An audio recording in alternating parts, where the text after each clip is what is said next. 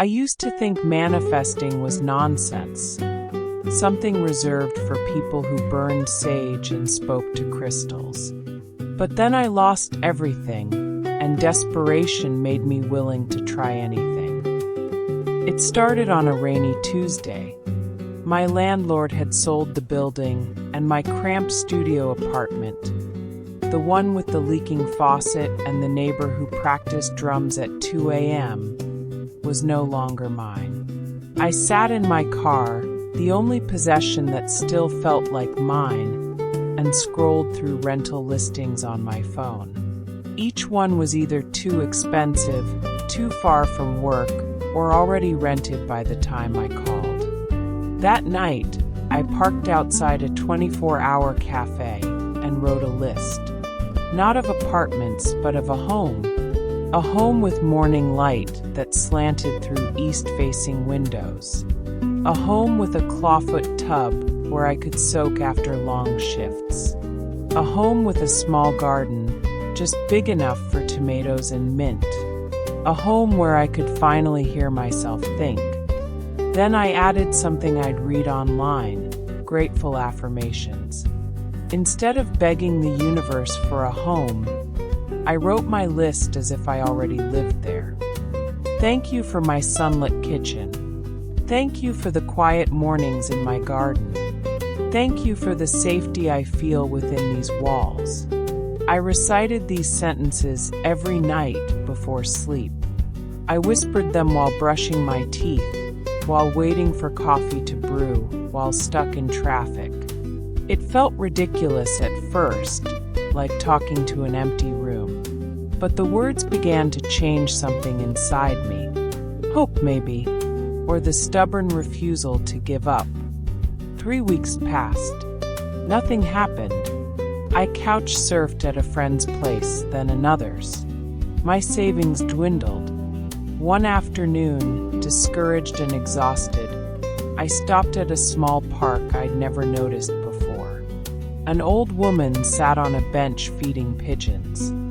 She looked up as I passed and said, "You look like someone who needs a home." I almost kept walking, but something made me pause. "I do," I admitted. She smiled. "There's a house for rent on Maple Street. Number 42. The owner's an old friend of mine. Tell her Margaret sent you."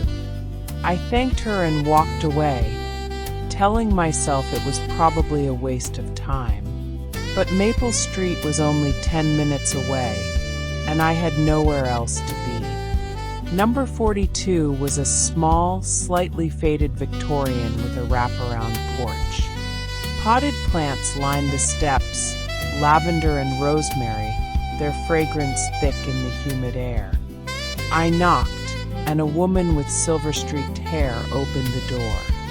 "Yes, Margaret sent me," I said, feeling foolish. "I'm looking for a rental." Her face softened. "Oh, Margaret, come in." The inside was even better than the outside. Hardwood floors that creaked in a friendly way.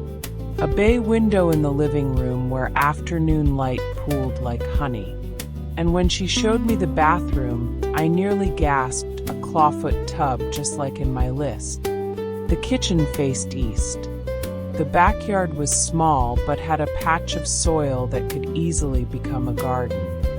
"It's too big for me now," the woman Eleanor said. "My husband passed last year, and the kids are grown. I've been thinking about renting the upstairs floor. Separate entrance, your own kitchen. Would you like to see it?" Upstairs was perfect.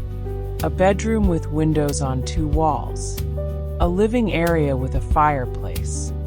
And when I opened the kitchen faucet, the water ran clear and cold. "How much?"